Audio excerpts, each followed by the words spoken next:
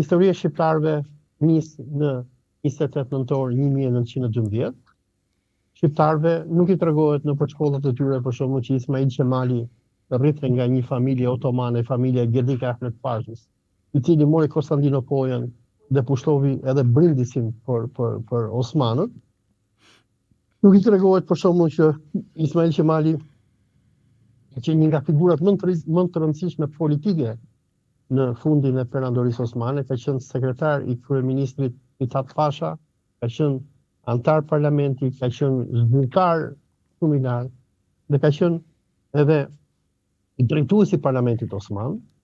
Nuk i tregohet historia për shembull që njerëz sikur Esat Pasha kanë qenë nga herojt e luftës greko-osmane të viteve 1890, ku shqiptarët mundën në rebelimin grek.